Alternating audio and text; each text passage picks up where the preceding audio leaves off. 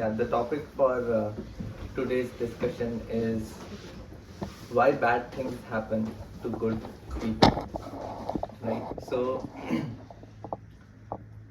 I want you all to take a moment and think of a time when something happened in your life which you think you did not deserve, and how did you feel at that point in time?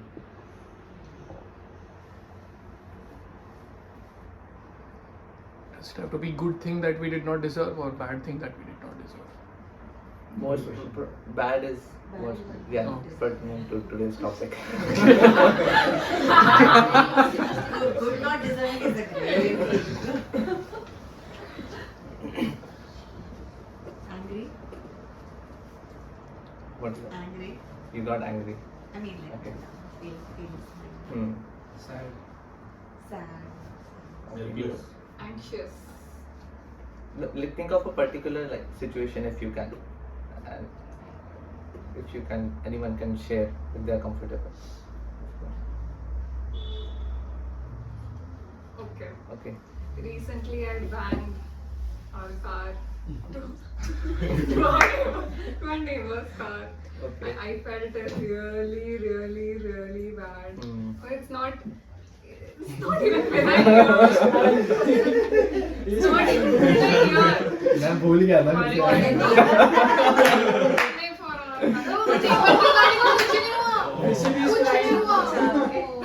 and he didn't even say a word to me. It's like भूल जा इतना क्यों सोच रही इतना क्यों सोच रही. What a nice man. Oh, But- so gentleman. sweet. Amazing. But I felt horrible like for 2 days. I felt horrible कि क्यों हुआ ये कैसे हो गया. I don't even remember that particular scene कि मैंने कैसे रेस पे अचानक से पैर दौड़े पूरा रिवर्स पे थप and one huge scratch on our car. Thank you for sharing that. Anyone else? No, right? I So- got burned. I was just telling you. Yeah.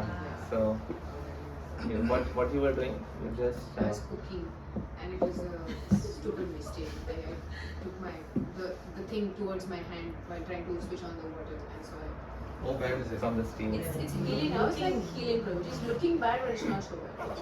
Yeah.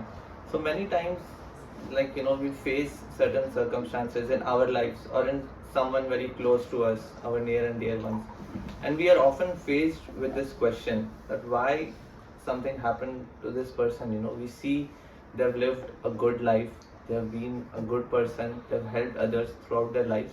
But then, why did this thing happen? So today we'll try to look at, try to understand this question and try to get a higher understanding of this. So I want to tell one story. So there was a very wealthy merchant, and what he used to do is every day he used to just throw the food stuff, clothing, the necessities from his house, and people used to just come and take it away. So, and one day what happened, he was going to go away for the next 2 weeks. So he put some extra on that day. He put some extra groceries, clothing, everything. And so people came and took. And then for the next day, when the people came, they saw that nothing is there. And then they looked up what happened, and they started throwing stones at that to that house. That why what happened today. So oftentimes in our life, when something bad happens, we try to blame each other, like some person else, or ultimately we put the blame on some higher energy, God, that why did you do this to me, because we cannot see any cause for why this is happening to us. I want to share the story of one person. He is Arthur Ashe. He's the only person of black color to have won the Wimbledon, like in men's category, and he's not of the maybe in 1970s, around that time. So he had a terminal disease because of which he was he was diagnosed, and he died at a very early age, around 49 years. So when he was on his deathbed, he won 5 Grand Slams during that time, which is a big thing.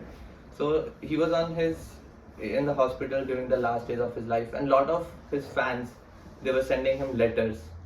So one particular letter caught his attention. That person had written that you lived a very good life, you did a lot of charity, lived a pious life, you went to church. But then why did God do something like this to you? And to this, his response was very interesting. He said that every year, 500 million people, they began to learn tennis. And out of those 500 million, only 500,000 actually learn tennis. And out of those, 50,000 learn to play professional tennis. And out of those 50,000, only 5,000 enter the Grand Slam. And out of those, only 50 will be selected for Wimbledon. And out of those, only 4 will be selected in the semi-final, and 2 in the final, and only 1 in the 2 in the semi-final, 2 in the finals, and 1 will be the winner. So he said, when I won the Wimbledon, I never asked God that why me. And now when I'm facing this situation, this crisis in life, how can I just blame God for this situation that I'm in? So he had that higher understanding. So for us, is it that God is sending these miseries, these situations in our life, or is it something else, some other power? How can we understand this? So for this, I want to give you one situation. How many of you are cricket over here? Okay. More or less. India, Pakistan. Sometimes. India and Pakistan. So just think of a situation that you are going to see a cricket match, India-Pakistan maybe, okay? And you go there at the starting of the match, and you see that the scoreboard is, one team is saying 99, another team is 0. So what will you think if you see something like that? It's only मैं गलत game पे आ गया. You went to the wrong game. Okay. No, time is 0. Yeah, So they won. it has not started. It's unfair, na? It's unfair. Okay, it's possible. Someone is unfair. Like the scorekeeper is unfair. Yeah, I mean, why if It's they... an error. Yeah. Okay, you're saying it's an error. Zero could be No, that game is over also, no? No? Oh, Which game huh, is over? maybe. Zero could be No, that time game is is over. zero. He said it didn't start. No, it has not Oh, it's started. not started. Yeah. They'll reset it and start. They haven't started. You reached early, you are saying. हाँ Okay. Balance. Reset नहीं किया मैंने. हाँ अभी Okay. पहुंचा हूँ मैं reset करके start करेंगे. Okay. Anyone else? If it is like a test series or something, it's like a score from the previous. Okay, it's fantastic. Yeah. Okay, so let's see what are the possible explanations, right? You all Faulty said- scoreboard. What is that? Faulty scoreboard. Faulty scoreboard. Yeah, that The is scores from the possible. previous match. Score is from the previous match. Yes. Okay, मुझे so home let's और try to. away क्या है? It's just 2 teams. अच्छा, Usually, okay. yeah. Home is like if Defend. match is in India, then Pakistan is an away team, like that. Usually for football it's on. Yeah, Football, but yeah. usually it's for football. Yeah. So you all said everything, and then everything can be put in 3 possible explanations, right? So one thing is that the scoreboard is just working by chance, like no, something happened and then somebody put the scores. Second can be the scorer is biased, and the third may be some other reason. It's a test match or something else. So similarly in our life, we see that some people are born with a silver spoon. Some people are born in a rich family, some people are born in a poor family. Some people have very high IQ, some people don't have high IQ. Some people are very talented at music. Some people cannot understand anything. So when we see around us, we see everyone is unique in some way, and everyone is born with certain capabilities and someone is lacking in certain capabilities. Somebody is beautiful, someone is ugly. So how can we understand this? And all of this plays to some extent a role in how it will determine your future right? So how can we understand? So similarly in our life, if we analyze, like try to analyze from these three perspectives, that when we see these inequalities in life, when someone is that we are seeing around. So from these three perspectives, if we analyze, the first one being that it is by chance.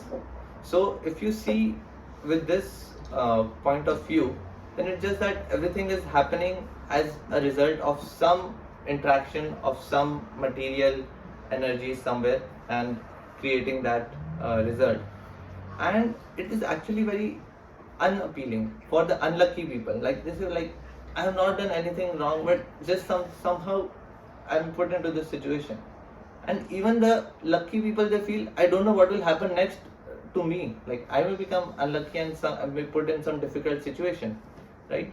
And this kind of point of view by chance, um, it violates our intuitive sense of justice, that there is some sense of justice should be there, but if everything is going by chance, then there is no point of that. So, and it's very disempowering to think of it in this way. The second point of view being that the scorer is biased, means God or some higher energy, that whoever is controlling, they are biased. So if they are biased, then on what basis are they giving different tests to different people? How are they choosing to put somebody in certain situation and someone else in some other situation? So one thing you may be like, it's God's justice plan of, like God's plan, we cannot understand. But even if we see that, like we have certain sense of justice, of right and wrong, and if there is someone higher than us, their sense of justice should be even more higher than us, right?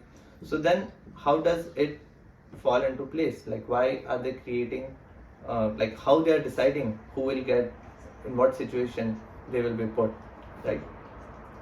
And then finally, the third point of view, like something else, is what Soham said, that it is actually a test match. Like when you went there to the stadium, it is actually a test match and it is the second day. So that score is from the previous day and today's innings is going to start now. So similarly in our life, the third point of view is the point of view of the Vedic versions, which is of karma and reincarnation. That this life is not the first life that we are living as a spirit soul, but we have had previous lives in the past, and that karmic reaction is what we are experiencing in this life. So we'll try to take a look at this point of karma, what is karma, and try to understand it, because it will help us to go through life in a better way and keep our composure when such things happen. So on a lighter note, this is a joke. Welcome to Karma Cafe. Please be seated. There is no menus. You will be served what you deserve. There is actually a karma. Did you take it from there? There is actually a karma cafe on First Avenue. Yes. Yeah, there is a karma. I don't think I think it's just on the internet somewhere. Looks like New York. That looks like you because of the Yeah, thing below. that's why I put it.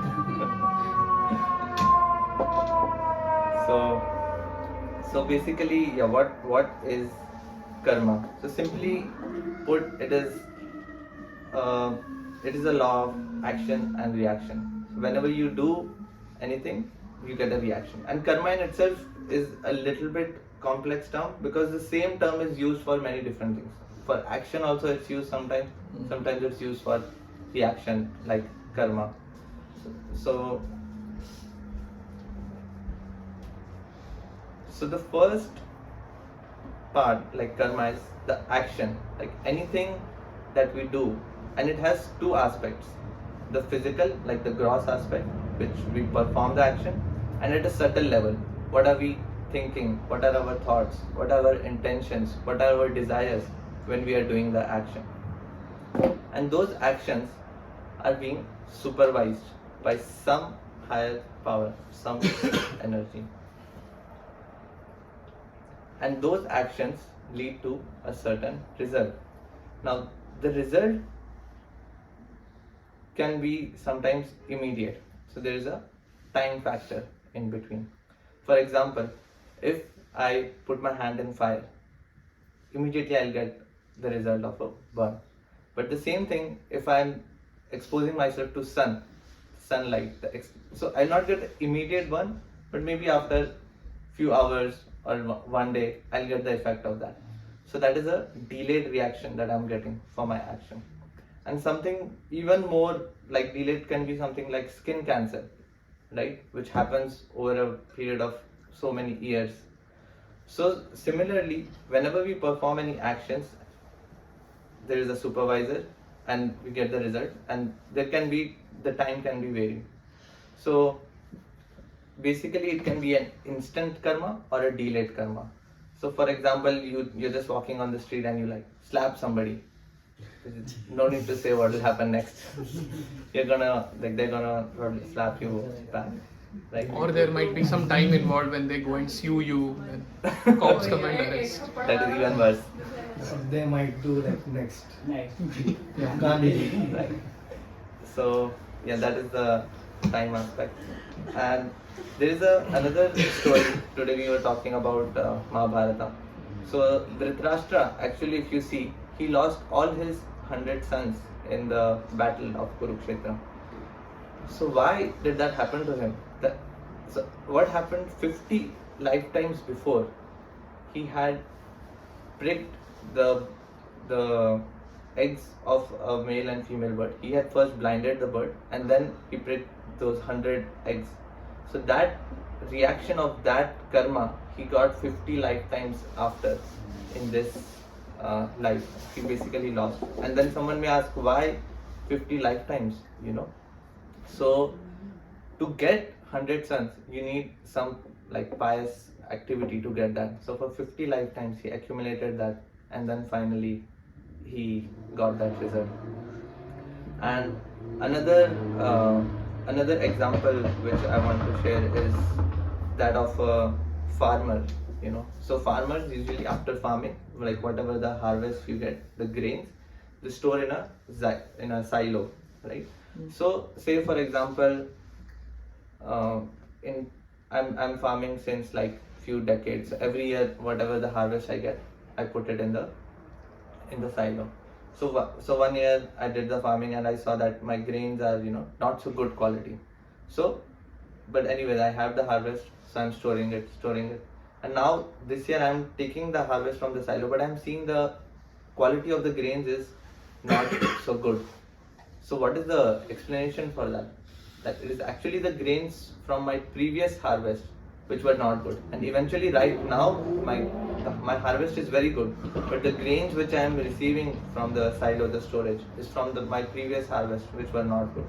So similarly in our life, some of the results which we are experiencing are from the past life or some previous actions which we did, and they are affecting us right now. So can anyone escape the law of karma? Is it possible that you did something and nobody saw actually? There were no observers and you will not get the result for that. You did something in like completely dark night, there was no one to see. So can something like that happen? So I want to share one story for this. So one time a man was going in the train and he was asking the fellow passenger, what time, like when is the next stop? Told 15 minutes. Told okay. How much time the train is going to stop there? Told the train will stop for 5 minutes. Okay. Then he was sitting, 5 minutes passed by, and again he was asked, how much time the train will stop at the next station? Told 5 minutes. I told you, right? Okay, fine. Then finally the train stopped at the station, and this fellow was just sitting over there. 2 minutes passed, 3 minutes passed, 4 minutes passed. Then when 1 minute was remaining, he immediately got up and got out of the train, and he saw there was a newspaper vendor. So he went to the newspaper vendor. He told, give me the paper fast. Gave the paper, he gave the note, took the paper and came back. Then this was, Arey, you were asking me from so much time, how much time is there, and you were waiting for, you could have gone and done earlier. Then this fellow showed his wallet. He told, see all of these fake notes. Oh. So he thought he fooled the newspaper owner. So he came, sat down, and opened the paper, and he saw the paper is 10 days old. Oh. So basically, karma does not leave anyone. In the Bible, it is said that the mills of God grind extremely slow but extremely fine. So whatever action we do, there will be an reaction to it, either now or later. It's just like a factor of time. It can be instant or delayed. Yeah, so going ahead, different types of karma. So karma here means basically actions, and the actions can be categorized into three categories overall. So the first category is sakarma, or you can say it as a pious activity. So like good activities, like you go and help somebody, which are activities that are in line with the Vedic prescriptions or like the scriptures. So you help somebody, you do something good, and you are entitled to a good reaction. So that is called sakarma. And the second type of activities is akarma, or impious activities, like doing something bad to others. So both of these activities that you do will lead a corresponding reaction to us. In simply put, it's like you can say ego. Ego is good in, good out, and garbage in, garbage out. That is the simple law of karma. But there is another category of karma, which is called as vikarma. So Prabhu, it's the other way. So vikarma is the bad thing. And Oh yes. Sorry, That's I okay, it's okay. missed that. It's just a small detail. Yeah. So sakarma is the good activity, vikarma is the bad activity, and akarma is the activity for which you get no reaction. Right. So when you do good activity, you get good reaction. Bad activity, you get bad reaction. And the third is akarma, which is like no reaction, which is spiritual activity. So why would somebody choose to do that? Like you think that I'll just keep doing good activity, right? I don't have to do I won't do any bad activity. I just keep doing good activity and I live a peaceful, happy life, right? So even if we do good activity, bad activity, of course, bad activity is bad because you get bad reactions, you have to suffer in the future. But even good activity is bad. Why? Because you're going to get the good reaction, but to take that reaction, you have to take another birth. And when you take birth, it means you're going to get old, you're going to get disease, and ultimately you're going to again die. So that cycle will keep on repeating for us until we have vanquished all of our karma. And it is not that good karma and bad karma will cancel out each other. That okay, today I did something bad, now I'm going to do like all the good. No, all the karmas that we do are rewarded separately, and bad karma are punished separately. So that does not happen. Whereas on the other hand, akarma, spiritual activity for which there is no reaction. So for example, consider that someone is speeding on the highway, okay, which is breaking the law. But at the same time, a police car is chasing that car, that speeding car, the police car is also going above the speed limit. But the police car is not going to get any ticket. Why? Because they're working for the car. So that kind of activity is a karma. So, or another way is that somebody is fighting in like a war, or like a police encountering somebody, so they don't get the reaction. But if you just go and murder somebody, that there is going to be a reaction for that. So that kind of activity, the spiritual activity which is done with devotion, is called akarma. And then another question which comes is, so then is my future predestined? like I have taken whatever I have done, I am reaping the results right now. So then all my life is predestined, right? I don't have to. I will just sit and I'll just experience the result of my karma, whatever I have done in the past. So that is not the case. In every situation, you always will have some amount of free will. So this diagram that I've shown here. So first is the free will, like you choose to do some action that leads to a particular reaction, and that reaction will create a certain environment for us, and in that environment again we'll make another choice which will create another reaction for us, and in that way that cycle keeps on going. But you will always have some amount of free will. So for example, like you're going from on a flight, you have boarded a flight from here to say San Francisco, right? So once you board the flight, your destination is fixed. You will land in San Francisco. But in the flight, you still have some amount of freedom which you can choose to do with the 6 hours of time that you have on the flight. You can choose to watch a movie, you can choose to drink, you can choose to sleep, whatever you want. But based on that, you will, whatever you do, it will have some amount of effect on what you do when you land in San Francisco. So it is actually dynamic. Everything is not predestined, something is destined, and then in that situation you have some amount of free will, and based on that, what free will, the situation, the choices you make will decide your further fate, or like further reaction that you are going to get in your life. And the same, based on the choices you make, either it can elevate you, or either it can bring you down, pull your consciousness down. So yeah, any questions? Anyone has questions? So a while back you asked us to recall of an event which we feel like nobody saw, or which hasn't been dealt with, or we haven't got the karma for it. But how do we identify such an event? Because bad things happen all the time, or randomly they do happen. So how do we know that something goes unpunished, or how do we recognize from what action in this time that we have done, this is the reaction for that if it's delayed? How do we work on ourselves? Because if we don't find out what caused this to me, like speaking in some complex terms, like basic things we definitely understand, but on complex scale it's difficult to track. How do we handle that? Yeah. So your question is like, if I remember the things.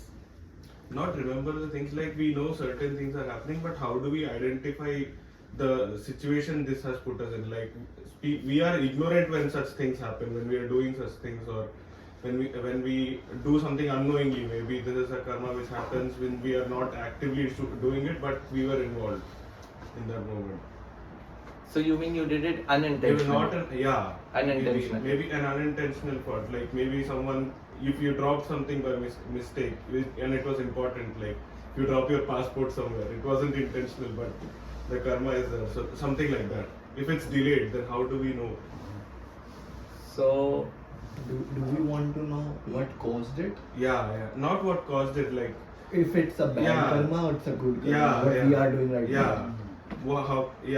Has it impacted me positively or negatively that this has happened? How to decide what to improve on? That is. So basically there are two aspects, right? When we saw, so there is the physical action that you do, and there is also the intention that you have while you are doing the action. So if your intention is good in a way, then definitely the reaction will be like positive for you, maybe further down the line. And at the same time, like what we are experiencing right now, to be able to say, is it my fate? Like what I'm experiencing, is it my destiny? Like that's what I think you want to say. Like how can I know what I'm experiencing right now? Is it my destiny, or is it like just something happening like that? So you get a job same and you thing, don't right? like, but It's the same thing, right? Whatever it's happening right now, it's a destiny.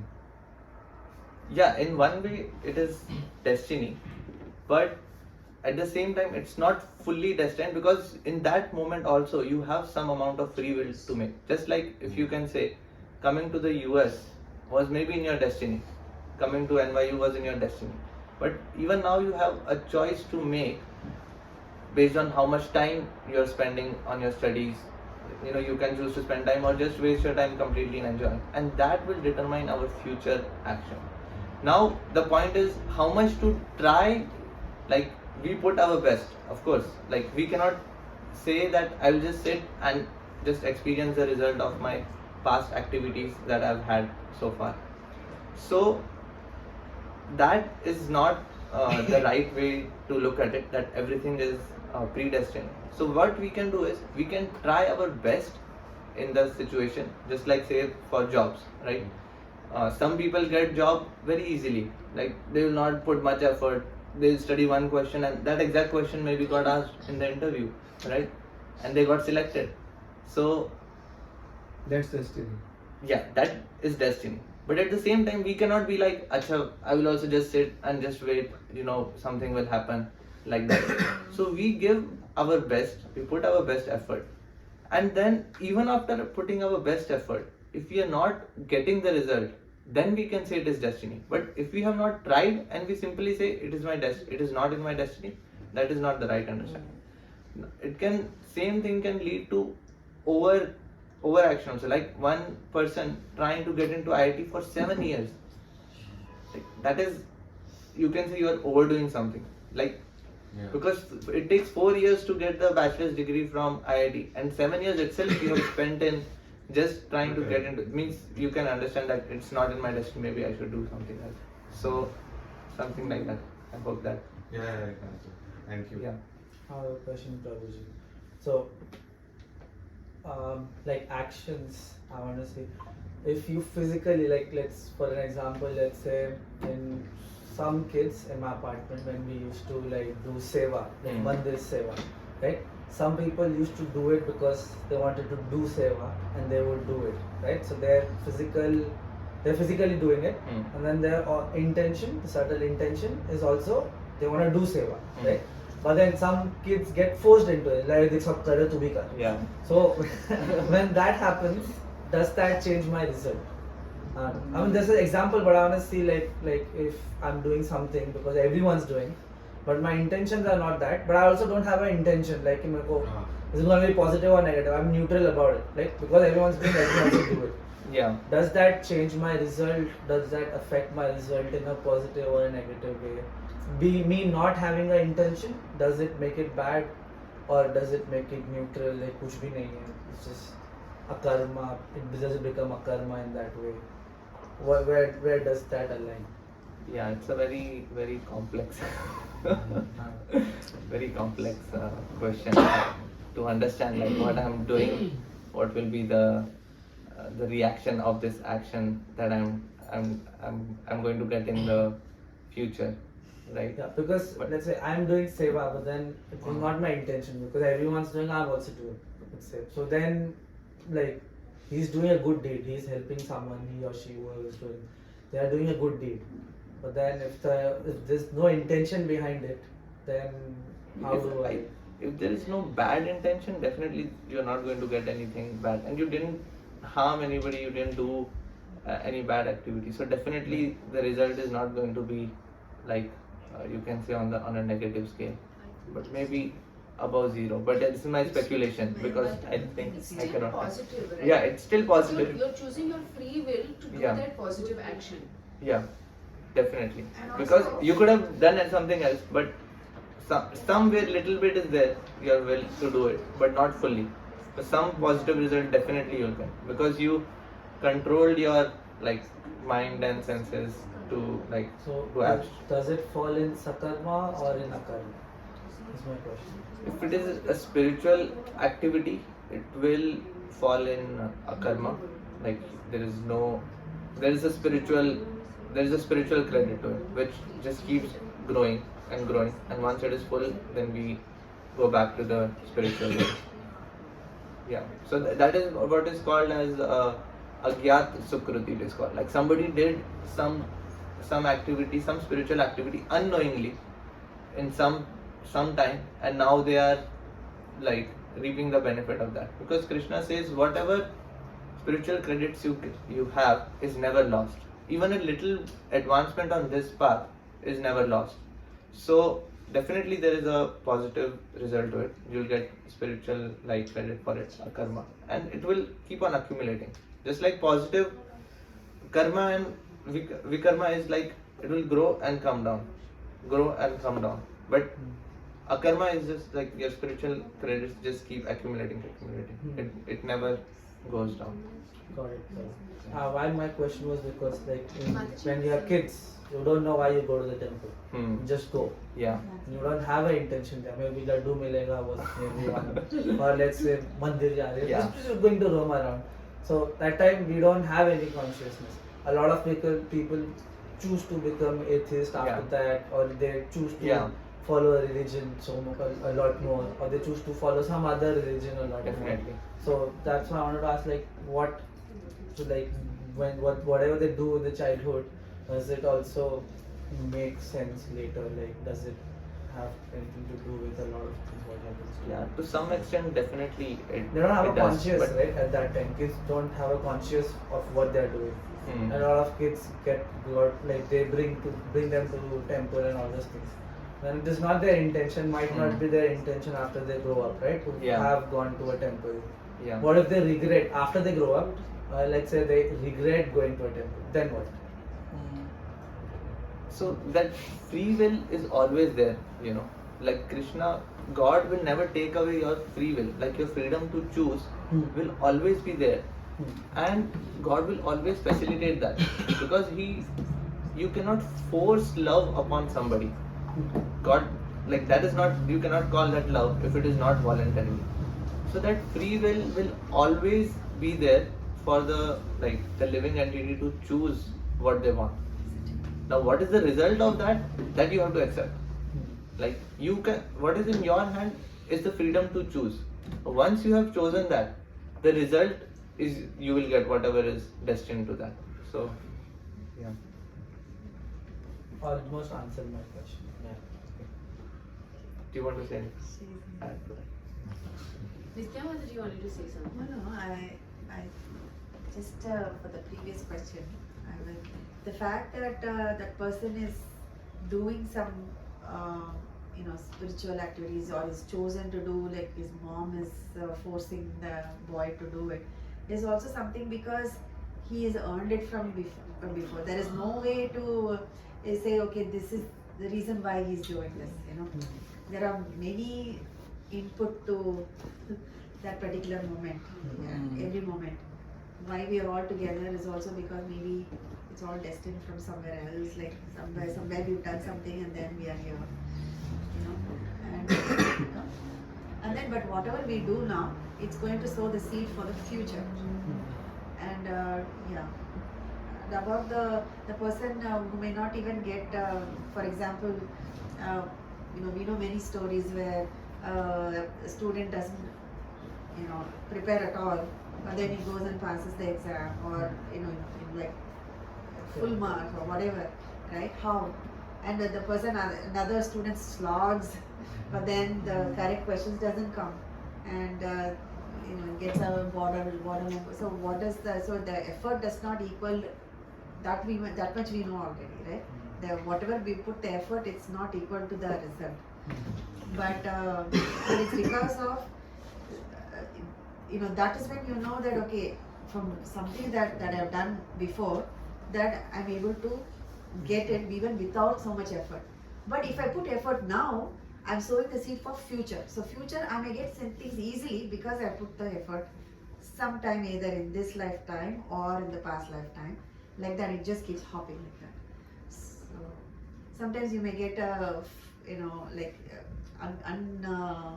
unexpected, you may get a big feast. Right? Yeah. So you know that, okay, somebody must have prayed for it, or in the previous lifetime my son in that previous lifetime has done some forefathers that thing that I'm enjoying now with a big feast. You never know what is happening. But all we have now, instead of thinking about why things happening, all we have now is control over what I can do now. That's it. That's all I Yeah. have to say. That was wonderful. Yeah.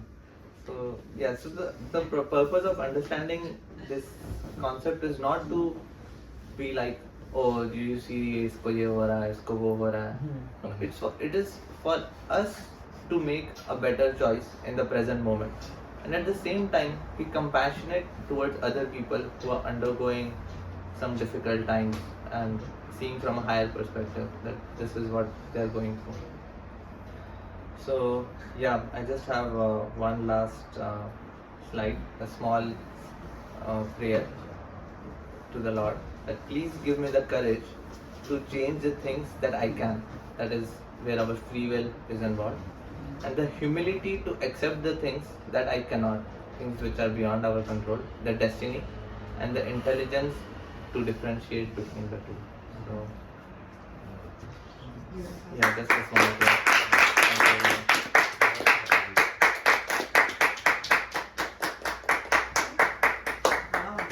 We have about 20 minutes of Q&A. Just ask whatever comes to your mind about free will, destiny. You can be as honest as. So many questions that come, right? How much free will do we have? Is one question. Yes.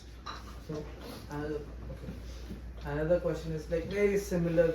I guess it was answered, but then still a little bit.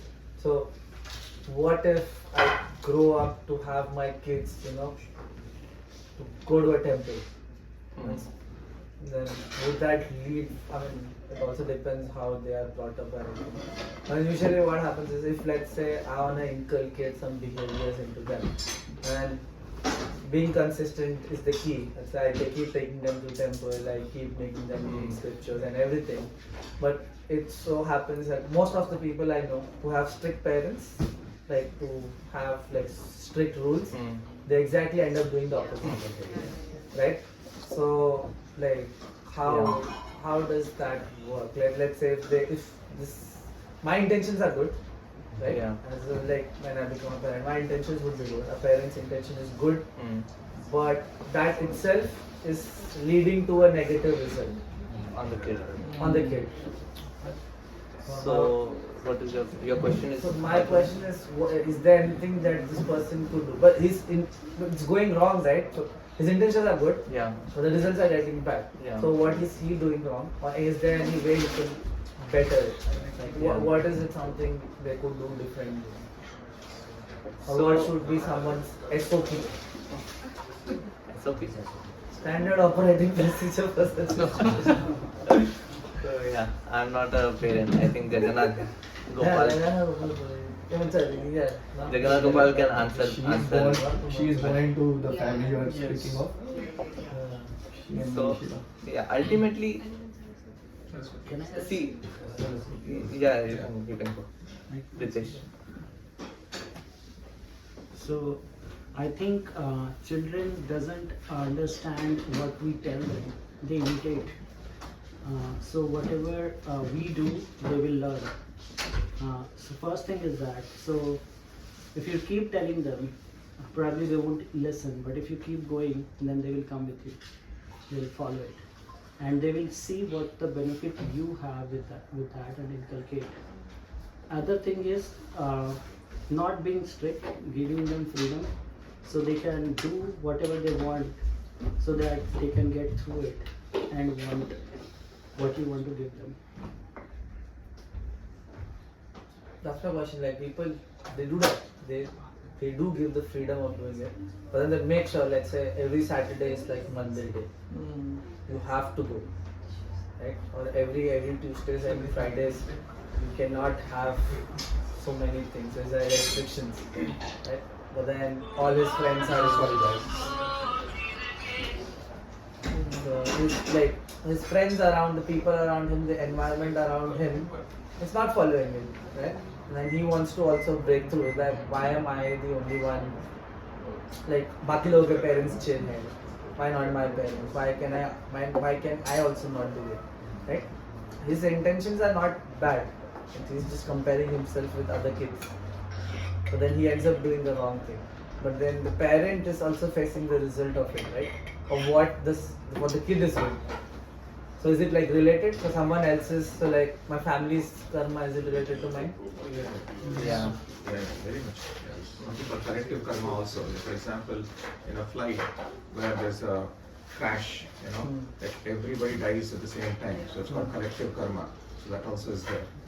But your specific question, there are two things. One is about parenting itself. So it's like folding sand, for example. If you really crush the sand falls off. If you hold it too loosely also it falls off. So you must have that balance, and it's a very case by case basis based on your individual child. And the second thing is, it's most of the times what I've seen is the parent themselves don't know why they are forcing their child to go to the temple. They are not able to explain very well to the child why they should go to the temple, because they themselves don't have that understanding. Because everybody is going, some good thing is happening, you also go. Generally that's the mode. Every Saturday I've been going since my childhood and something good has happened to me, so you should also go every Saturday. That is not the right mood of going to a temple. Again, it comes down to those four things. The first thing is, you can tell your child that you have to go to temple every Saturday, otherwise I'm going to beat you up. So the child goes to temple in fear. It is not ideal. The second thing is, you have to go every Saturday, because if you go every Saturday, you'll get an A grade in your course. And the child will go because expecting A grade. The child does not get an A grade, the child will stop going to the temple completely. The third reason is, everybody is going to temple on Saturday, you should also go. It's your duty. It's our family's duty to go to the temple. Again, that is also not the right reason. The reason why we go to temple is because for love of God, and that is the highest reason why we should go to the temple. And that should be explained to the child properly. Not based on rules, but based on love. Now these four reasons, right, are reasons for what we do anything in this life. For example, you have come here, there is a reason why we have come here. You come here out of fear, you come here out of reciprocation, or duty, or love. Why have you come here? Love. Okay. Someone else could have come because of the prasad. It's okay, it's reciprocation. Someone could have come out of fear also. If I don't go, then I won't get a good job. Something like that. So like that, there's a reason. Yes. So when you say it's out of love and you should explain people that it's out of love. In that particular context, yeah. Can you explain like the love of God, what it is like to someone? So, okay, so that's a whole, you opened a whole big discussion here. So if you are going to a temple, it is to experience the love of God. Like you should go to understand God, who God is, experience God's love, and so on. But usually what happens is, we go to temple because we are expecting the God to fulfill our desires. But God should be the fulfillment of our desires. So fulfiller of desires is what most people say. Okay, you go to God, you break 100 coconuts, your desires will be fulfilled. But actually the fulfillment of all our desires should be God. Make sense? Makes sense. Yeah, so that is, but very few people understand this, and very few people even go that path. Most of the time it's just go to God for asking something. Follow these rituals to ask something. And if they ask, is it a problem for me? Who asks? Like, let's say, like, we go to the temple, someone goes to the temple for fulfillment. Yeah. Right? It's not wrong. But he also, every now and then, is like, keep your blessing for me, so I get this. There's Keep nothing your wrong. blessings, I The get fact that. that you're going to temple itself is good. Okay. For whatever reason. Huh? 764 people come to you. Yeah. So the fact that you're going to temple itself is good. It's not bad. But eventually, if you keep questioning, why am I coming here, ultimately you develop that love for God. Otherwise you'll get stuck. If you keep getting things all the time and if you stop getting those things, then you fail. So.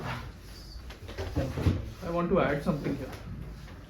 So let's say you explain to the kid, like, so this was one question I had before Aishwarya and I went for kids, right?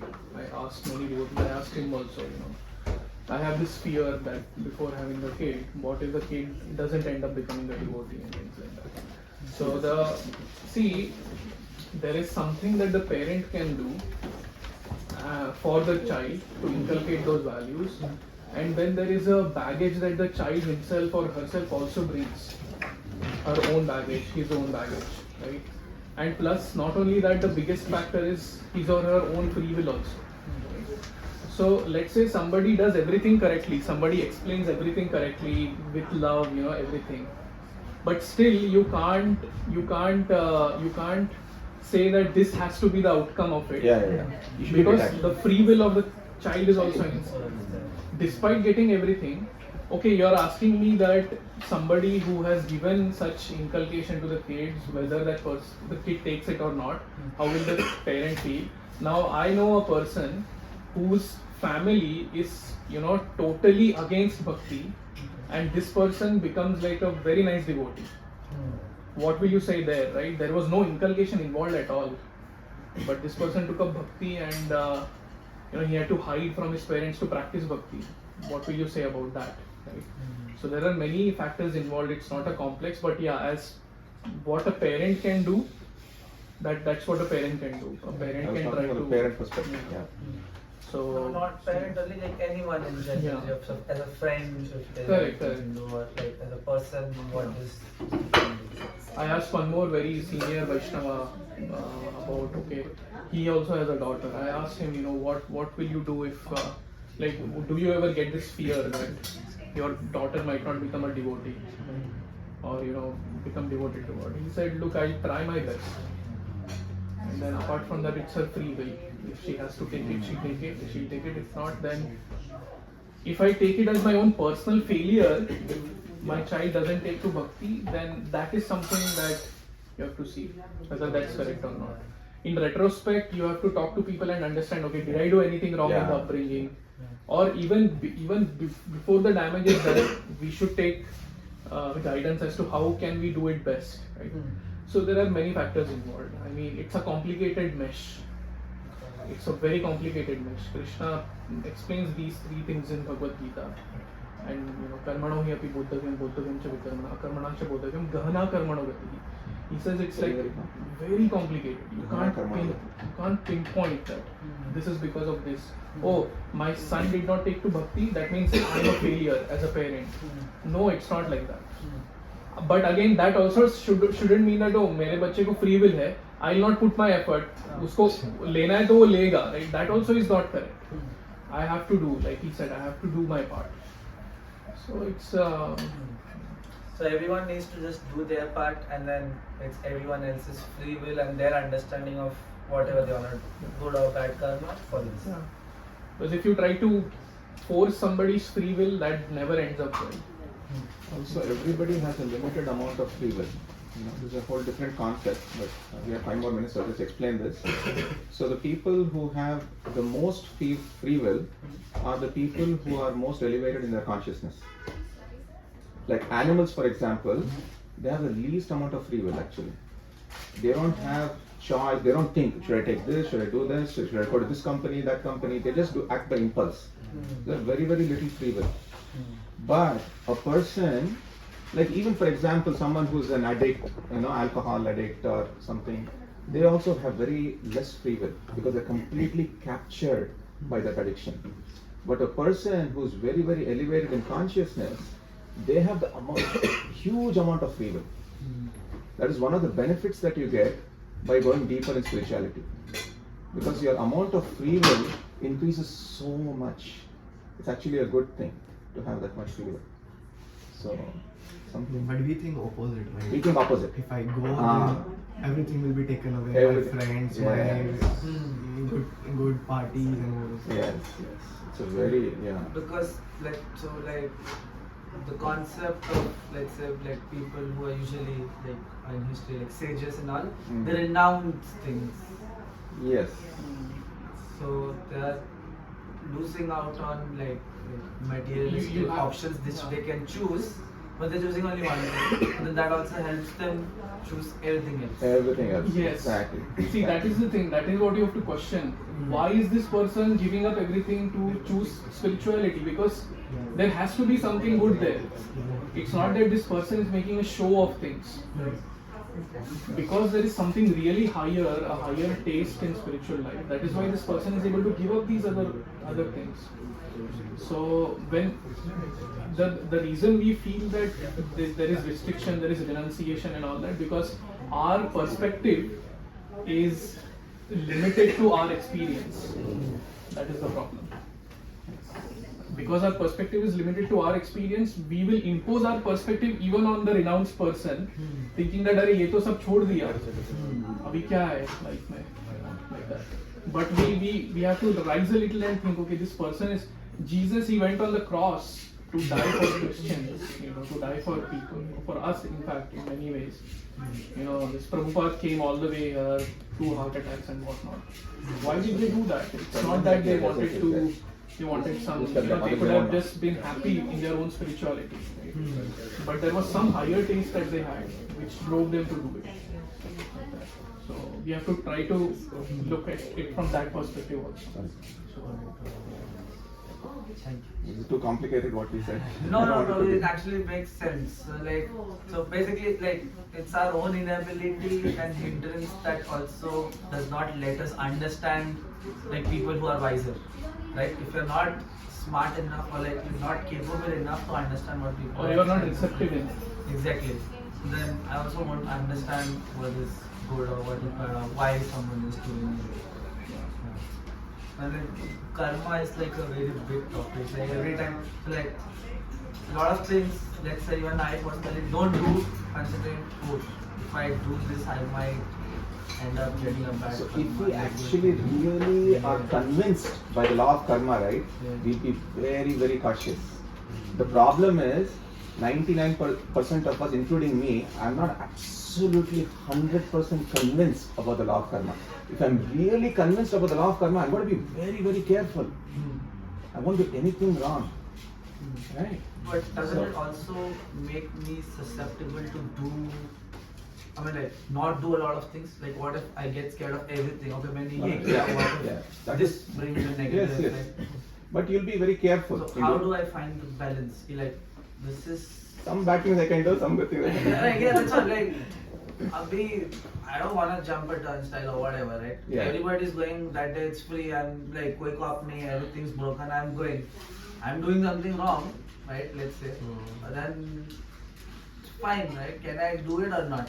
The whole city is not paying. I'm the only one being stupid enough to pay.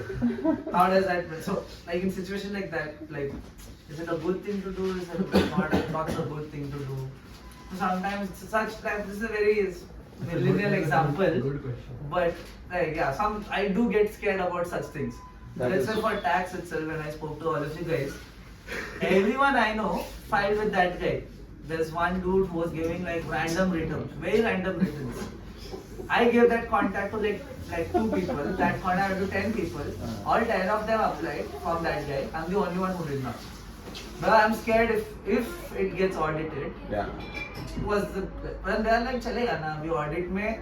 So they are audit hoga bhi. So only 10% fine I have to.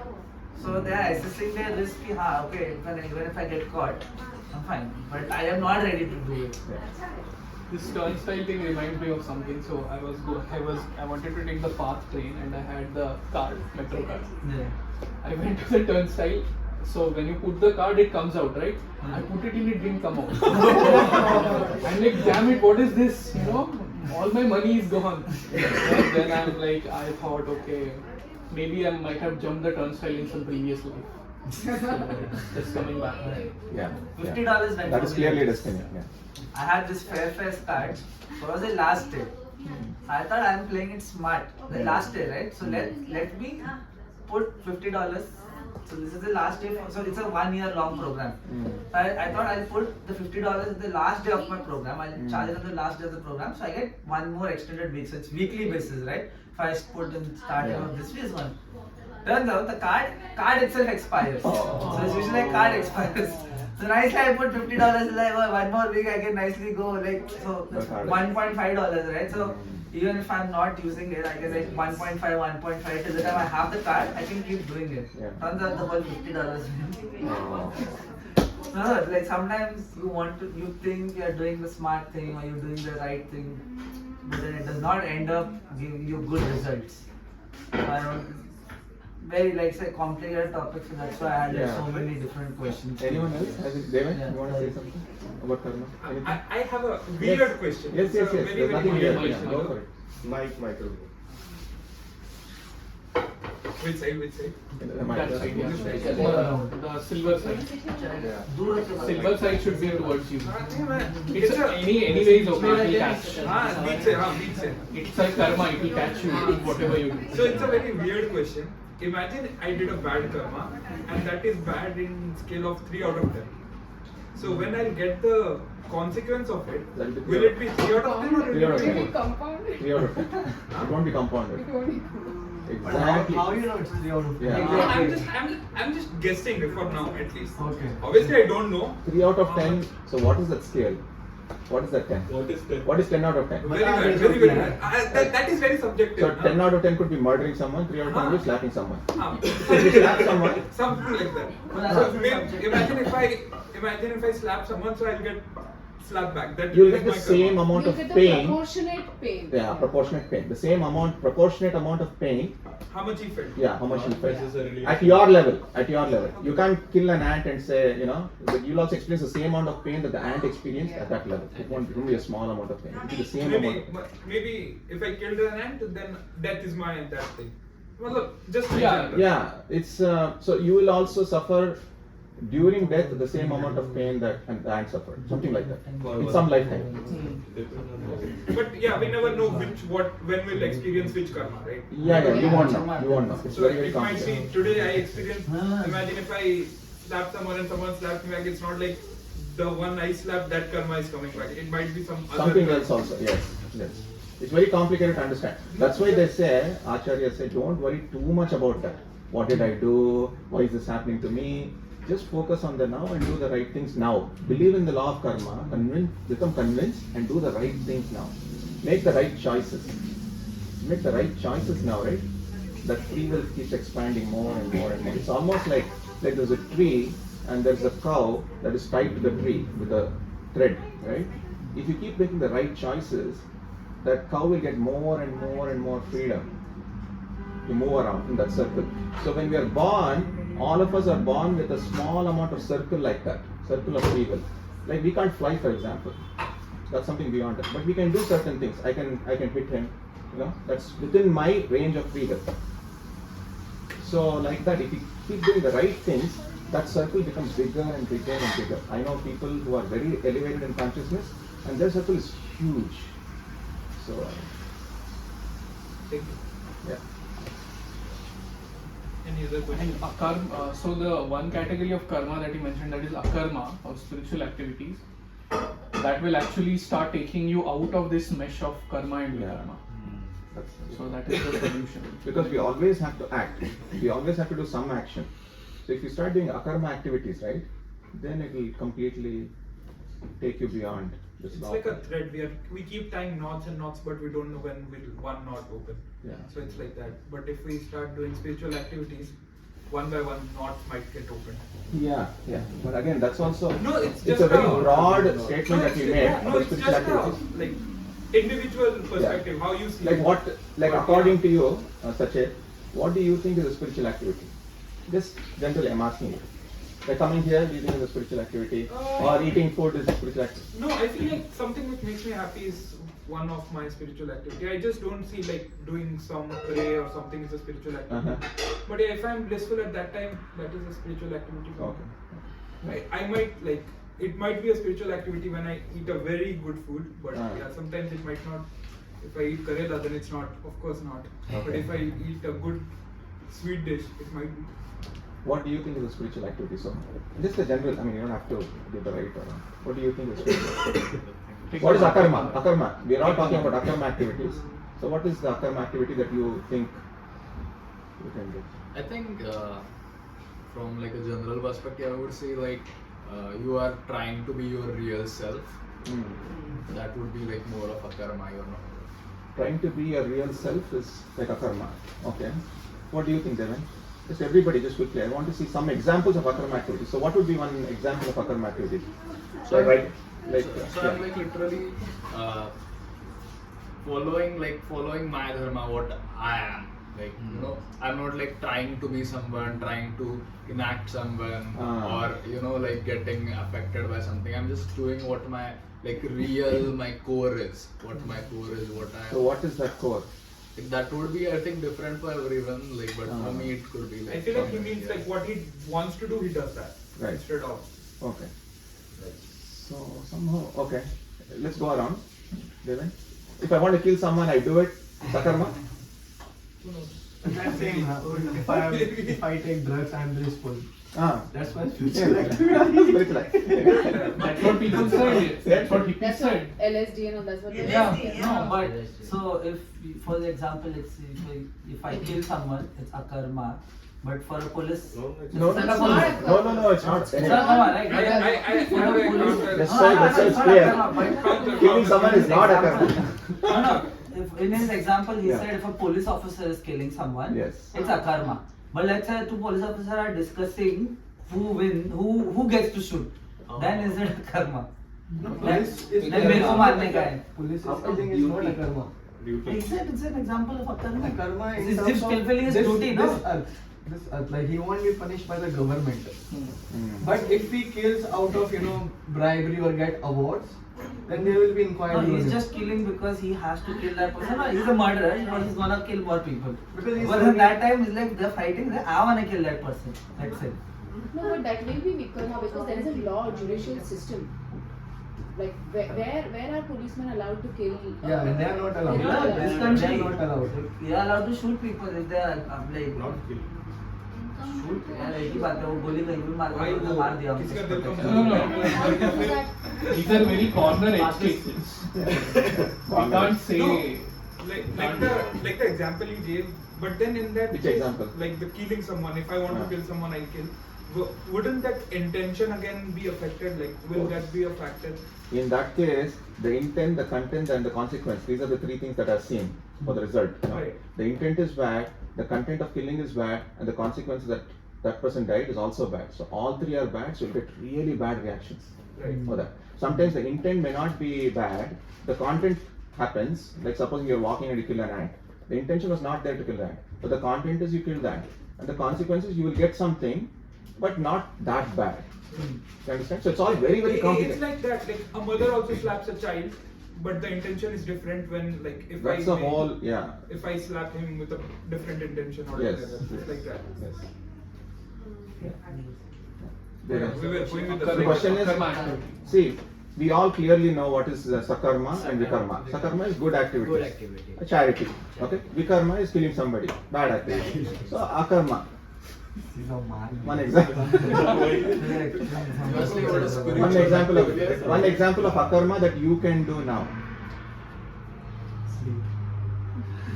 It's okay. If you don't know, you can pass it. I don't want to put you on the spot. Maybe like not thinking of the results, like what will happen. Just do my best. Yeah, at this time. At this time. Okay. Good. Nitin, one example of akarma. For me, it would be like doing something hurtful for someone, even if they ask for it or not, just for because I like to help. Yes. Or my intention is that people should not suffer or should get help. Nice. I do it. That would be a karma for me. Nice. Okay. But won't that be like sakarma? Prabhu? Yeah, that is sakarma. I was just thinking about each of you are saying. I'm just thinking what karma it is. Unconditionally serving others. Unconditionally serving Others. others. That's what he was also saying. Pretty much. Unconditionally, no conditions attached, right? Conditions is that in my limitations, whatever I can do, like whatever limitations I have, it's not like poor people are there, I cannot give everything I own, I only have this much to give. Yes. So I'll do with my abilities. So like, Yes. but then my intention is if I get more money, I'll donate more money or something like that. But then my, like in my limitations, what I will do. Yeah. Is that ready for serving? Okay. Karan Prabhu is okay. Pritesh, what is akarma activity? I think for me is anything that elevates my consciousness. One example? So for me, I'm kind of now learning. So hearing things and then contemplating on that, meditating on it. Yeah. Trying to find what can So I the do. time that you're going to use to elevate your consciousness, whatever you're doing, will not incur any good or bad karma. Is what you're saying? Yeah. Yes. 100%. Yeah. Correct. Okay. I have okay, yeah, maybe Naveen can tell and then I'll say. Coincidentally, I also have the same answer, like any activity which does not result anything, a good or bad or something like that, can be a karma. Like what? Like What is the example, definition? example. What is it? Sleeping.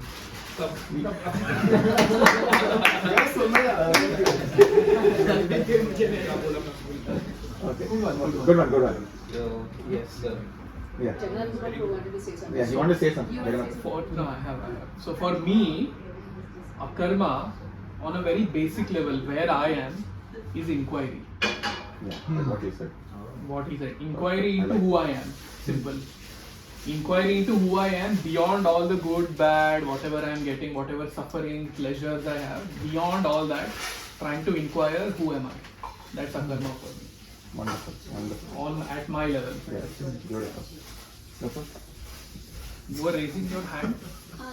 Saraswati want to say something. No, I had a question. Ah. In spiritual life, will this be a karma? Like when you cook, the intention should be कि भगवान को बनाना. So will this be a karma? Of But course, it's of pleasing course. him. Yes. Proper example, because the intent is pure. Okay. But sometimes I can cook with the intention that other people should praise me. Oh, okay. That is not a pure intention, but still because you're cooking for the Lord, there's still a huge amount of akarma in there, but it's not 100% akarma. You understand? It's all very, very But serving the Lord with the intention that He should be pleased. Oh, that is perfect. That is the highest. That is the highest. I am sorted now. Because she always cooks for the Lord. Yeah. In Bhakti Center also, she's always cooking with the real intention of pleasing Radha Muralidhar. Pleasing her. That is, yeah. Okay. I have this one thing earlier in my head that doing aarti is a karma. Yes. But Why? when I think of, because there is nothing good or bad as in karma that I'll get anything good or anything bad for it.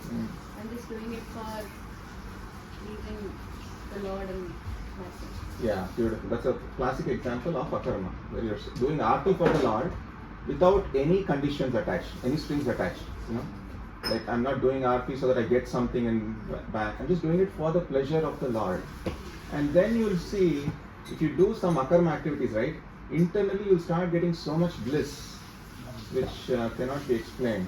I don't know. Like even when you're cooking for the Lord, you feel that sometimes. You feel like really that reciprocation from the Lord. And that is the experience of love. Somebody asked me, right? Experience of love. When you do akarma activities, you get that experience, which is like really soul touching. So, anyway, thank you. Mukul. I have Question? a follow-up question. Yeah.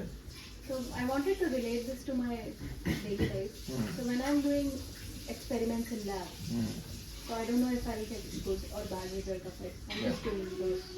Good or bad results of the experiment? Yeah. So where do I count that? Like even in my normal life, it's not being counted as my good karma or as my bad karma. I'm just doing those as duty. Yeah. So where would they be counted? In which category? Or That is your duty. You have to do that.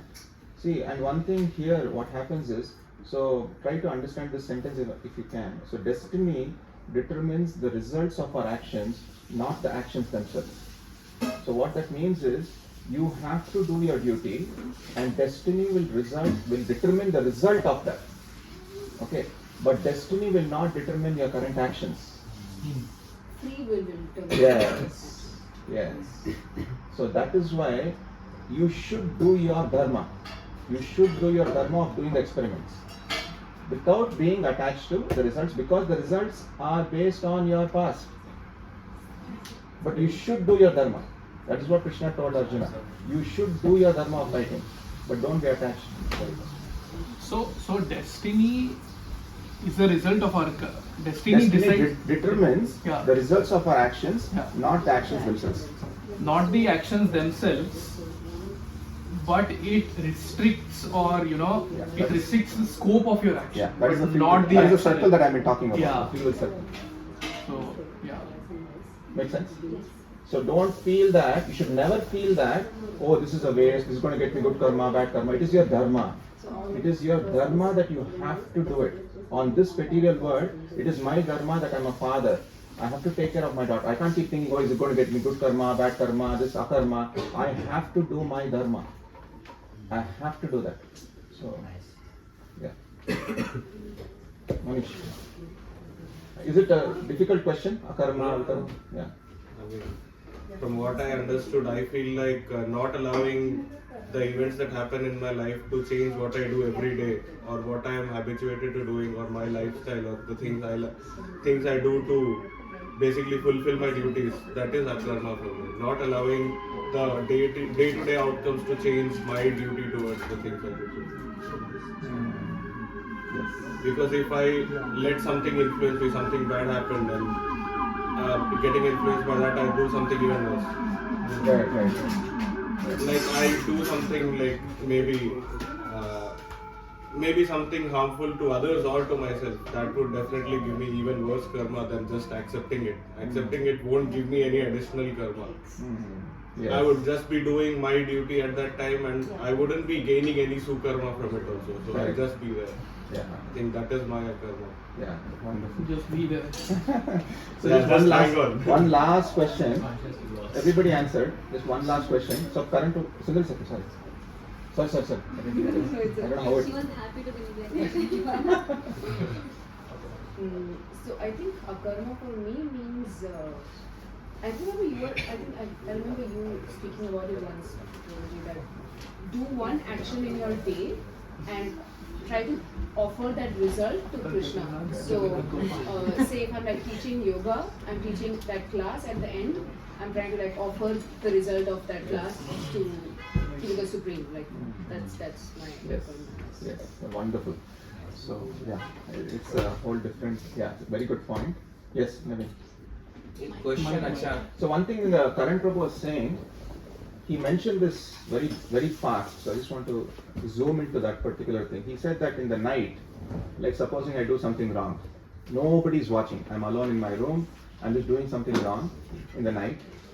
Now nobody's watching, right? So how will I get good or bad karma? So who is that? Who is that person or someone who's right? Karta of the event. Krishna. Krishna is watching us like all the time. Whoever. Are you convinced? Little bit. I believe so. I'm convinced. Again, so these are things, right? No.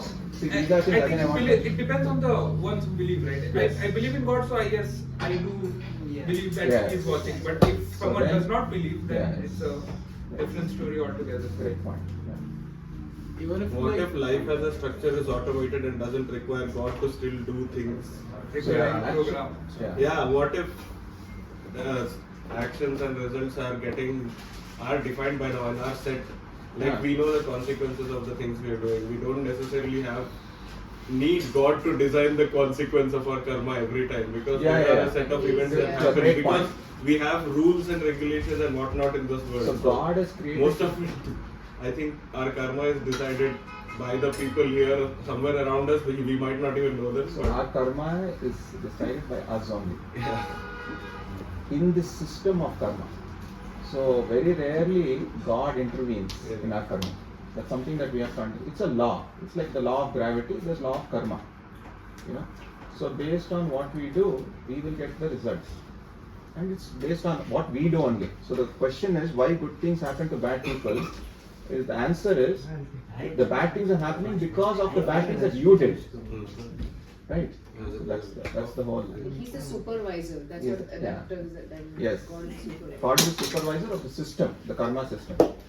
So, yes, Naveen. So, you wanted to ask? एक question आज के speaker से आपसे और जगन्नाथ प्रभु से, because मैं ये assume कर रहा Speaker हूँ, उधर है, सर कर रहे हैं। यस, बिकॉज मैं एज्यूम कर रहा हूँ आप लोगों को मुझसे ज़्यादा नॉलेज है इस एस्पेक्ट को लेकर। पाप को होते हुए देखना किस कर्म में आता है? एक एग्जाम्पल मुझे बोलते हुए थोड़ा अच्छा नहीं लग रहा है, पर द्रौपदी का चीरहरण, तो वहाँ पे काफी लोग थे और पर उन्होंने ये सब होते हुए देखा, ये किस कर्म में आता है? So I'll just answer this specific thing because you're asking specific example. So let's take one person in the audience, Bhishma. Right? So Bhishma Dev actually saw Draupadi getting disrobed. Right? So towards the end of his life, when he was on the bed of arrows, that time Draupadi comes there and she's also crying. Okay. Then Bhishma says that every drop of blood that is coming out, is because that time when this big disrobing was happening, the blood was not happy. So the blood wanted to come out of Bhishma's body so that he can become pure. You follow? So it is definitely not the right thing. Again, it's case by case, okay? But specific example, I'm telling you the specific thing. But you have to understand case by case. So it's not that you should just watch something bad happening. Sometimes it may be necessary to keep quiet also. Okay? Sometimes it may be necessary to keep quiet. Sometimes it may be necessary to fight. Sometimes it may be necessary to do whatever is necessary at that time. So don't take it as a general thing. That is why for all of these questions, you need a guru. Yes. That is why the need of a guru is so important, because then you can always reach out to that person and say, I want to do this in this particular situation, is this right? You know me best, so you tell me what I should do. That is what Arjuna did to Krishna. You know me best, you tell me what I should do. Yes. Want to add anything? No, it's good.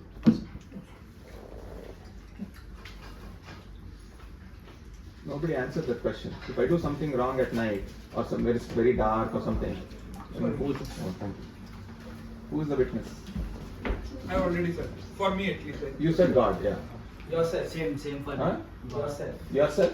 My consciousness. Consciousness. Yes, sir. So there was a story we used to read in Krishna's Kingdom where a teacher gave all the students a mango and he asked, eat it where nobody can see. Beautiful. I remember this. Yeah. This is actually comes in Sri Sampradaya. What is the story? Ekadashi. It is Ekadashi. So we used to hear it. Yeah. So all the kids, most of the kids had them. Okay, like it's a delicious mango, everybody had it and then they go, it's very nice. Then one kid, he did not have them. Yeah. And they asked him why. Great point. Great Yeah, story. why did you not have it? And he's like, I tried to hide everywhere, but Krishna could see. Yes. So I couldn't have it anywhere. Beautiful. Yeah, So thank I you. could also have Krishna. Yeah. Perfect. Yeah. Ritesh, you want to say something? No, I was just saying that it is our own conscious